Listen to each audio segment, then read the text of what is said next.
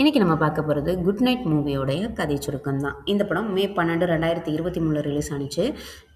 படத்தோட டைரக்டர் வந்துட்டு Vinayak Chandrasekaran and music director Sean Roldan.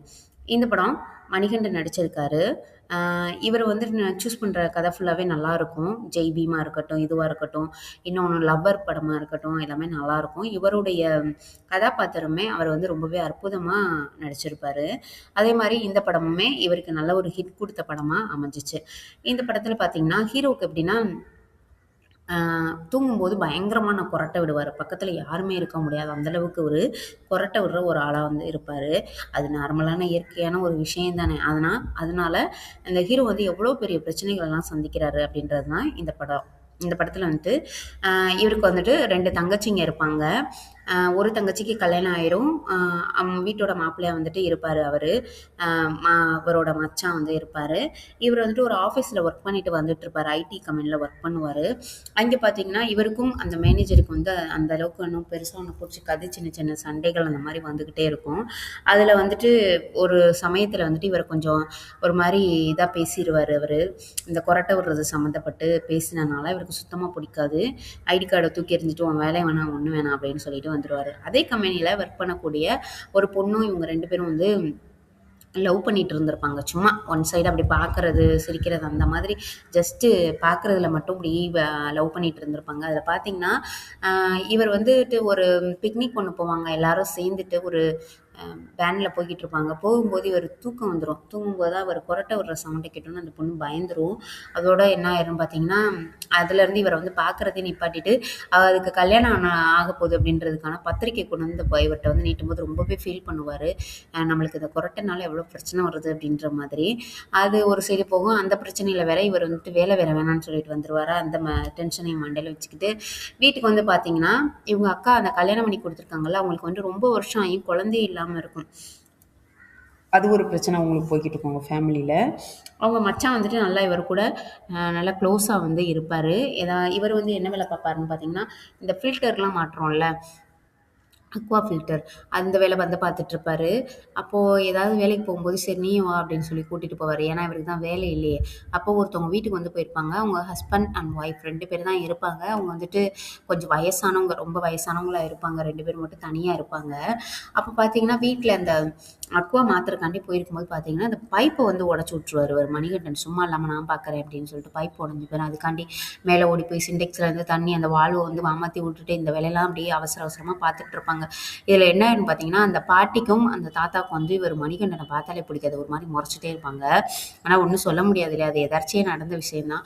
அதோட இருக்கும். இவர் என்ன பண்ணுவார்னா நான் வெளில நிற்கிறேன் நீ இப்போ பேசிட்டு வான்னு சொல்லிட்டு வந்துடுவார். ஏன்னா அவங்க ஒரு மாதிரி முறைக்கிறதுனால வெளில நின்றுக்கிட்டு இருக்கும்போது தான் ஹீரோயின் வருவாங்க. இந்த படத்தோடைய ஹீரோயின் வந்துட்டு அந்த வீட்டிலே மாடியில் வந்து குடியிருப்பாங்க.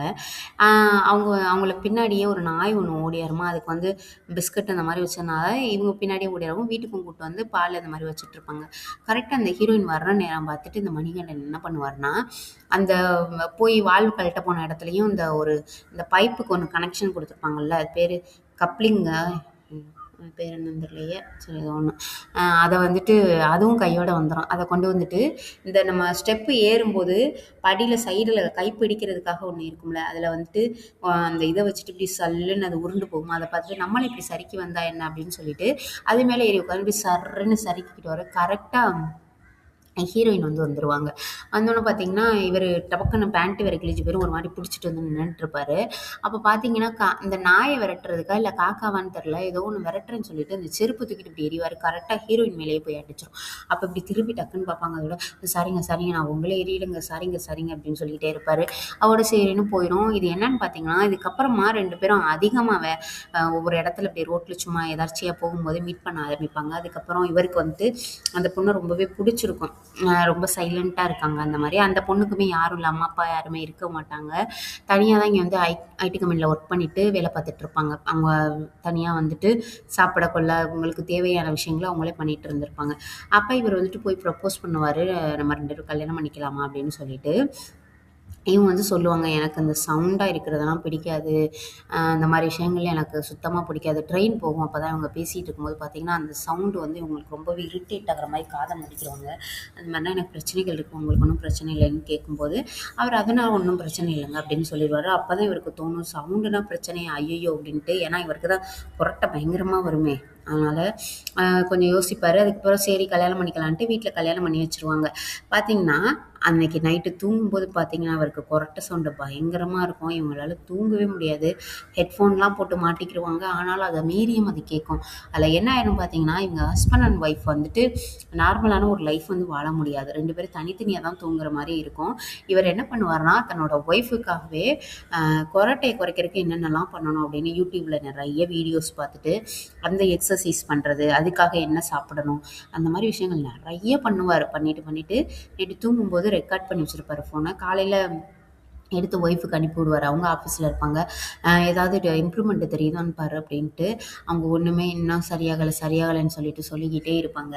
இப்படியே தான் போய்க்கிட்டே இருக்கும். அப்புறம் என்ன ஆயிடும் பார்த்தீங்கன்னா, லாஸ்ட்ல அ கொறட்ட தானே இதெல்லாம் ஒரு விஷயம் இல்ல அப்படின்னு சொல்லிட்டு, லாஸ்ட்ல வந்து 2 பேரும் ஒண்ணா சேர்ற மாரி காமிச்சிருப்பாங்க. பல பிரச்சனைகளுக்கு அப்புறமா ஃபேமிலிலயே நெறைய பிரச்சனைகள் வரும். அதெல்லாம் தாண்டி அ இவங்க 2 பேரும் ஒண்ணு சேர்ற மாரி நம்மளுக்கு வந்து காமிச்சிருப்பாங்க. இதுதான் இந்த படத்தோடைய டைட்டில் வந்து குட் நைட் அப்படின்னு சொல்லிட்டு வச்சிருக்காங்க போல.